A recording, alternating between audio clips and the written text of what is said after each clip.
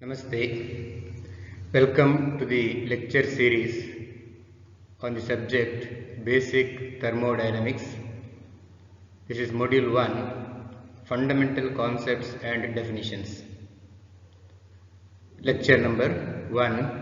Myself, Dr. N. Satish Kumar, Associate Professor of Mechanical Engineering, Canara Engineering College.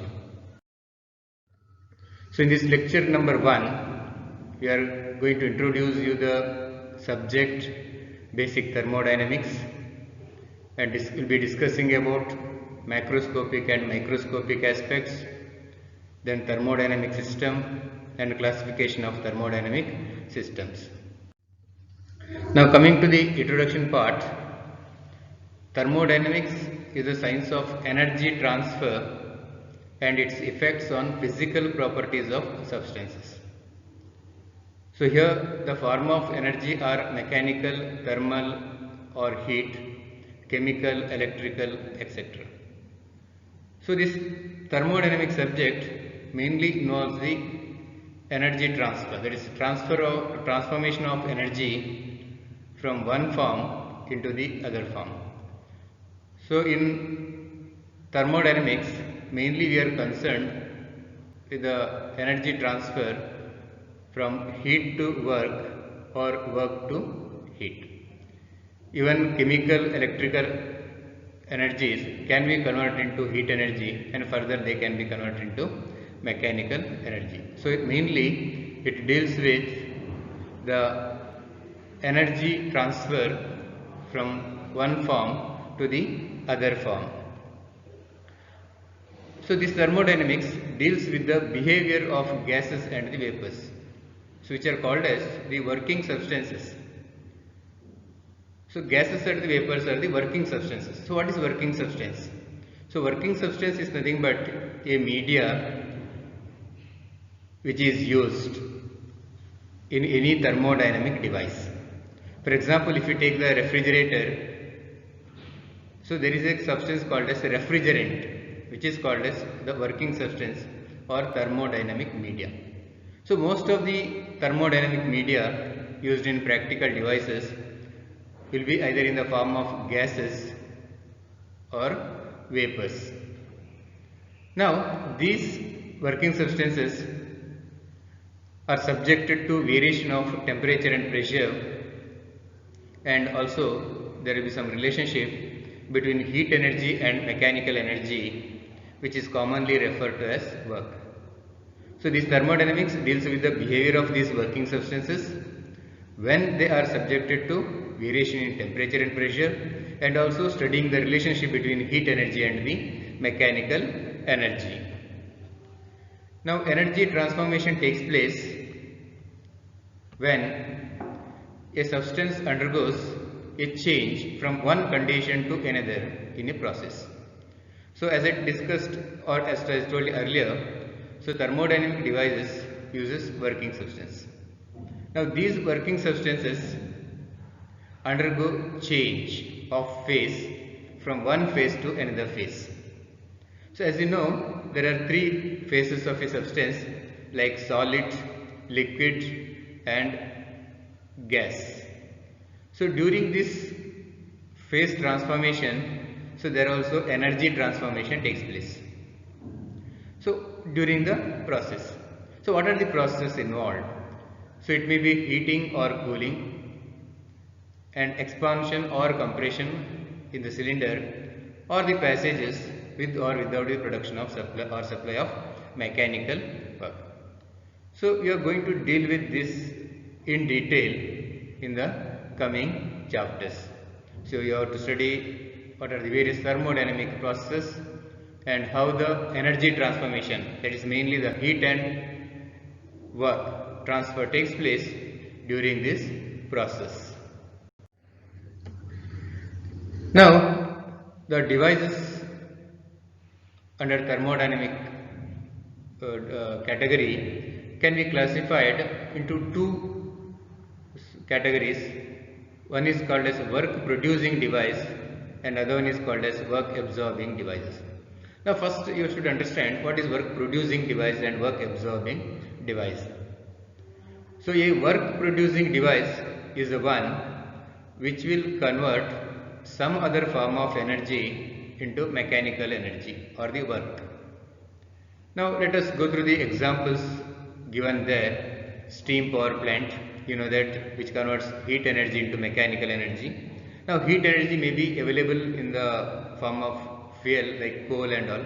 So originally it is chemical energy. So chemical energy initially converted into heat energy, then converted into mechanical energy. So you get some work output from the device. Hence the name work producing device. Similarly, you have nuclear power plants, petrol and diesel engines, gas turbine for aircraft propulsion and power generation, jet propulsion engines for aircrafts, rocket engines, fuel cells, solar cells, thermoelectric generators and so many others. Now coming to the category of work absorbing devices. So these devices require work input. They need external power supply in order to work. Now simple example, if you take up a refrigerator, domestic refrigerator at your home, you know that this fridge or refrigerator will work only when it is connected to the external electric power, and even the power supply should be there. Otherwise your fridge doesn't work. That means it will absorb work from the external source, and thereby it does its work of maintaining the compartment temperature at a temperature less than that of the atmosphere. That means it continuously draws the heat from the space to be cooled and delivers it to the outside environment. So all these devices which absorb or requires power input for working are called as work absorbing devices. So to name few of them, we have the cold storages, central air conditioning and heating plants, domestic refrigerators, room air conditioners, ice plants, food freezing and freeze drying plants, air liquefaction plants and separation plants, thermoelectric refrigerators. So about this in detail we will be studying in our next subject, that is applied thermodynamics, in the semester 4. Now there are two aspects of study of thermodynamics. One is called as macroscopic and one is called as microscopic.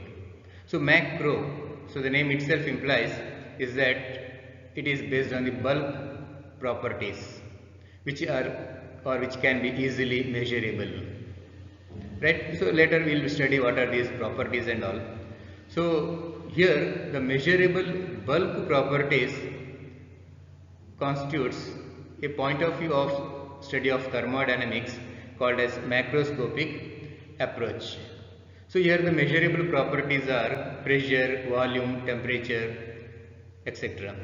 You see, these are very easily can be measured. Suppose if you want to measure the volume of a gas or the substance, or the pressure of a gas or substance, even the temperature, without any difficulty, using some mathematical formulas or the devices, you can measure these things.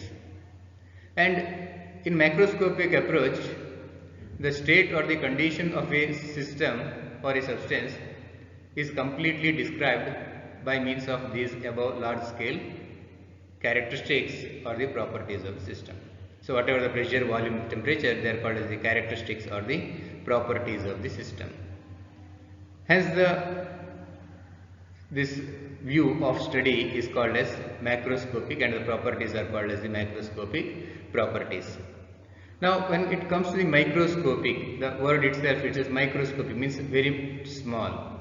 So here the study or the behavior of the gas is described by summing up the behavior of each molecule in its microscopic level. That means in order to study these properties, you have to study each and every molecule of the substance, and you have to find out its properties, then you have to sum up. So that is why it is described by summing up the behavior of each molecule, right, and is called as microscopic or statistical thermodynamics. So as far as this syllabus is concerned, We are dealing with macroscopic view of thermodynamics, not the microscopic. So we are going for the measurable bulk properties. Okay. Now let us go through the few of the practical applications of this thermodynamics. So one is the steam power plant. Now as you can see there, as I told you earlier, so this is a work producing device. You can see heat is given as input to the boiler. So you know boiler is a device which converts water into steam. So water enters here to the boiler, and after absorbing its heat, it undergoes its phase change from liquid to vapor phase, right? And it is converted into superheated steam. So that steam enters into the turbine. Here it undergoes expansion while passing through the turbine blades, and it comes out here with less energy content, and whatever the energy content that is reduced, the amount by which it is reduced, is converted into work. So here it has taken heat as the input, and here it is giving work as the output. So this device is converting heat energy into work energy or the mechanical energy. Now the remaining steam, because it cannot be exhausted into atmosphere because you have the scarcity of water, so it has to be condensed back to water for reuse.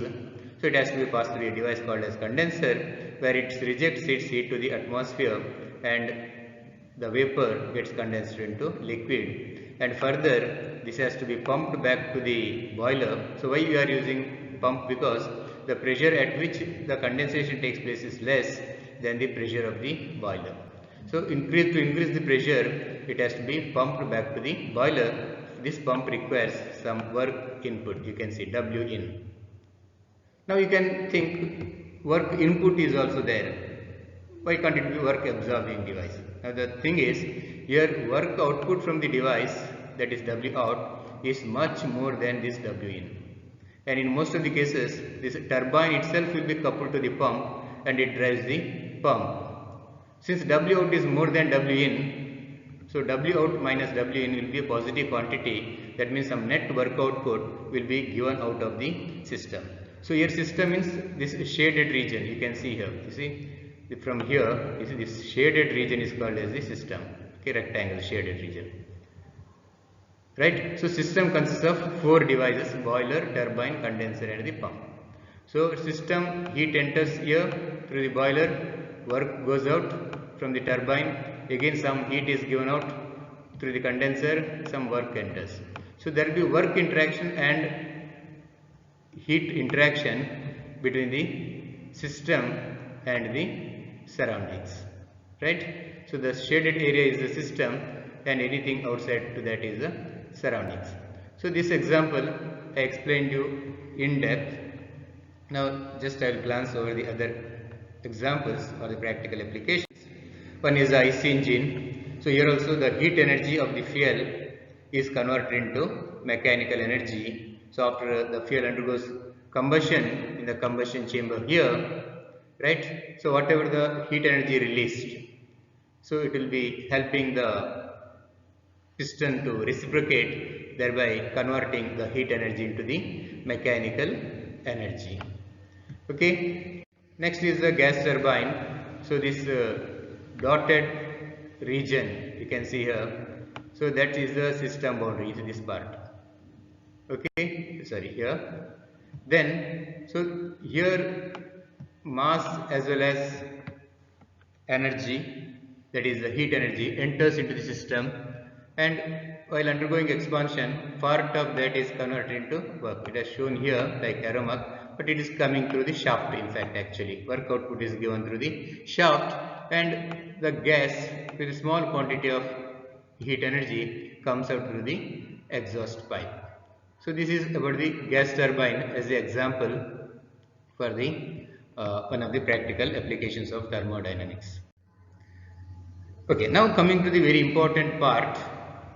You see, this basic thermodynamics, as the name implies, so we are dealing with the very basics or the fundamentals of the subject. Like in the first chapter we are studying the fundamental concepts and definitions, second chapter work and heat, then first law of thermodynamics, second law of thermodynamics, entropy, real gases, ideal gases, pure substances and so on. So we are never going to study any application part. So hence the name basics or basic thermodynamics. Now, so when you study the basics of any subject, so you cannot take the example of a practical application system and you can study that because it will be very difficult to understand. So to simplify that, so what we did is we are considering a definite quantity of matter or region in space upon which the attention is concentrated in the understanding of the subject. Now here you can see the definition of thermodynamic system. A thermodynamic system is defined as the quantity of matter or region in space, right, upon which attention is focused, right? Attention is focused or concentrated in the analysis of the problem. Now here this what is shown is called as a system. So inside this, whatever the matter or the region or in the space is called as a system. So our attention is to study only this part. Okay. Now what is surroundings? So everything, you come to this sentence here, is everything external to the system is called as surroundings. Okay. So the line is passing over the sentence, don't mind, it is underlined. Okay. So called as the surroundings or the environment. See, inside this is a system and it has got a boundary also. So anything outside the boundary is called as surroundings. See here he has shown this as a boundary. So system will have a boundary. So surroundings and system is always separated by the boundary. So this boundary may be fixed or moving. Fixed means its volume doesn't change, whereas if it is moving, its volume will change. Now the system and surroundings, suppose if I enclose them together by a rectangle, like this, okay, then so that is called as universe. So system and the surroundings together, so it is called as the universe. Okay. So here once again I repeat because this is a very important part. So in the study of the subject thermodynamics, especially when we study the basics, so we are concentrating our study or analysis to a specified region in space or to a specified quantity of matter. You see inside this, you can see inside this boundary only specified quantity is available, mass, right? And so here this is the region in the space wherein our concentration is there for the subject study. Outside that is the surroundings, right? And system and surroundings together is called as universe, right? And the envelope which is covering or separating rather the system and surroundings is called as the boundary. Okay. Now let us move on to the next topic. Classification of thermodynamic systems. So system is nothing but a specified region or a definite quantity of matter where attention is focused for this study of the subject. Now based on the energy transfer, so this system rather is classified into three categories. First one is the isolated system. You see, as the name implies, isolated. Isolated means totally separated. So your system is totally separated, means what? Separated from the surroundings. In what sense? Look at the definition. These systems cannot have, you see, these systems cannot have, I'll underline that, either energy or mass transfer. Now previously you have seen few practical applications. So there will be heat energy transfer or work energy transfer, or also in some cases mass transfer, because mass enters the system and mass leaves the system. Heat energy enters the system, heat energy leaves the system. Work enters the system, that is work input, work leaving out, that is work output of the system. But in an isolated system, there cannot be any of these movements. That is, there is no energy transfer, there is no mass transfer. Then you can think, is it such system available in this world? Actually speaking, there is no such device. So this is of purely theoretical interest to study and analyze thermodynamic principles and the laws. Okay. Now the next one is the control mass or closed system. Closed means the name, as the name implies, the mass which is inside the boundary of the system now cannot come outside. So if the mass doesn't come outside, so its mass inside the system is fixed. So hence the name control mass. You can see here, control mass or closed system. So here across the boundary of a closed system, the transfer of energy. See, when I say the transfer of energy, so mainly we deal with work energy and the or heat energy. So mainly deals with here energy transfer, right? But there is no transfer of mass across the boundary of the system. So example is a piston and cylinder. So that I will come to the later part. I will tell you how it is taken as the control mass or the closed system. So just remember, closed system is the name implies closed. So when something is closed, mass cannot move. Here easily you can make out. So no mass transfer, but work and heat interaction takes place. So energy transfer takes place, but no mass transfer. Such a system is called as control mass or closed system. Now here are the examples. This is piston cylinder arrangement. You can see cylinder. See, this is the cylinder and it is fitted with a piston. You see, this is the piston here, and this piston can move up and down. But here it is a sealed piston at both sides, here and here. Right, means around the circumference, I mean, okay, in the front tube I am showing here. So it's an airtight piston, so that mass doesn't move out. Mass always remains same. See, it is written here, mass constant. Here also, this is also closed system, no mass transfer. Here also no mass transfer, because there is no opening for the mass to be transferred. But here you can see no mass. He has written no mass. Here also no mass, nothing is there. Here also no mass. But energy, yes, you see, energy transfer can take place. Means if you want to heat that, you can heat this. So heat energy you can give.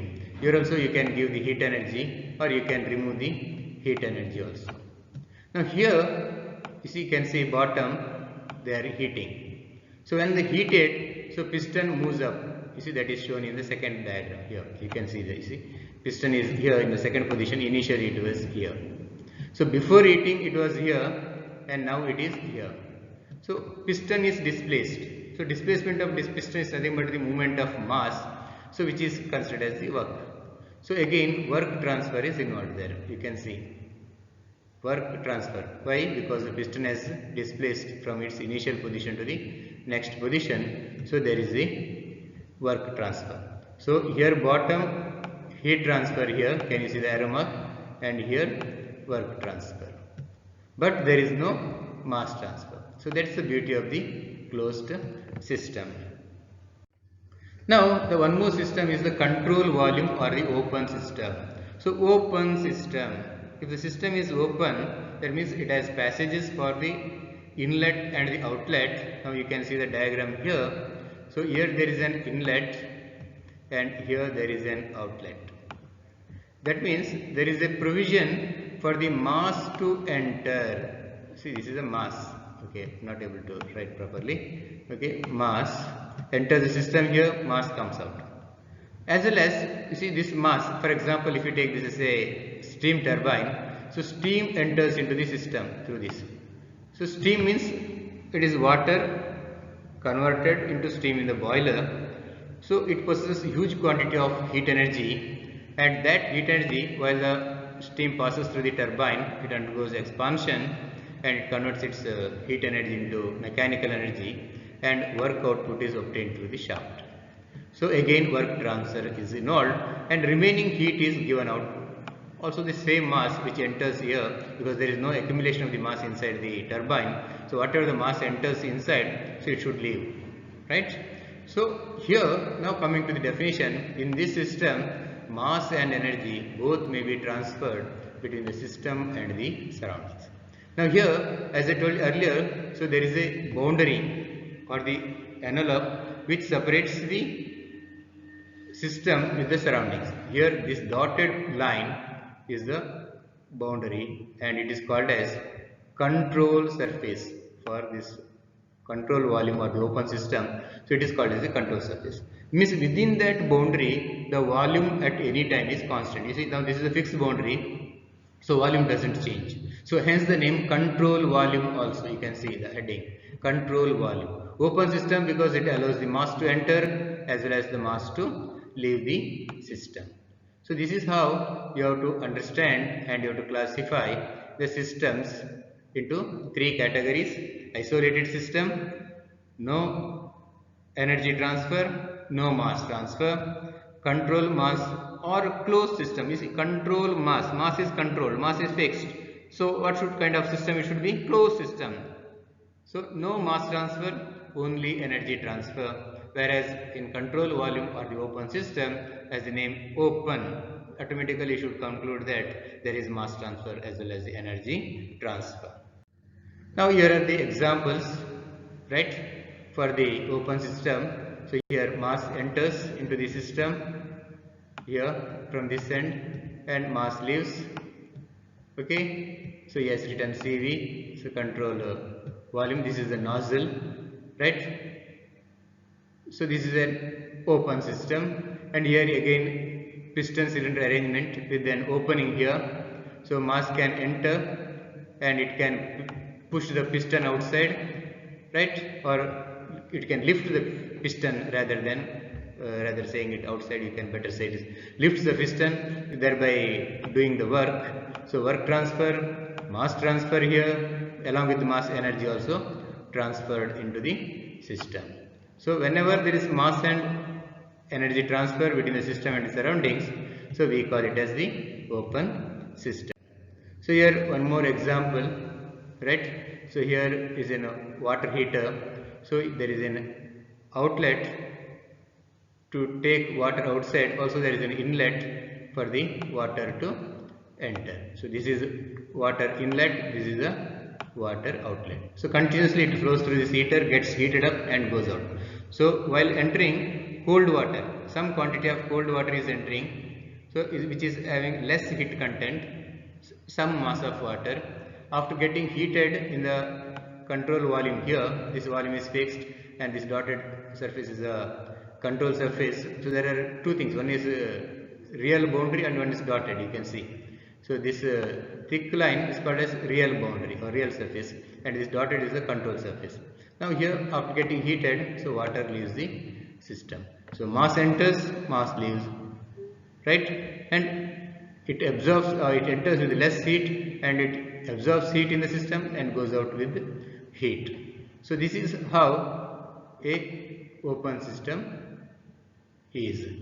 Okay. Now with this I will conclude the lecture 1, wherein we discussed or we rather introduced to the thermodynamics, then we studied some practical applications, then we understood what is microscopic approach and the macroscopic approach, then we studied what is system, which is very important, the quantity of matter or the region in space where our focus is attended or given to study the subject or analyze the thermodynamic problems. Okay, then anything outside the system is called as surroundings. Surroundings and system together is called as universe. Okay, then these systems are classified into three categories: isolated system, isolated, separated, no transfer of heat and energy or even the mass. Then closed system or the control system, no mass transfer, only energy transfer. Then open system, both energy transfer as well as the mass transfer. So let me conclude the lecture 1 here, and we'll continue with the lecture number 2 for the same module, fundamental concepts and definitions. Thank you.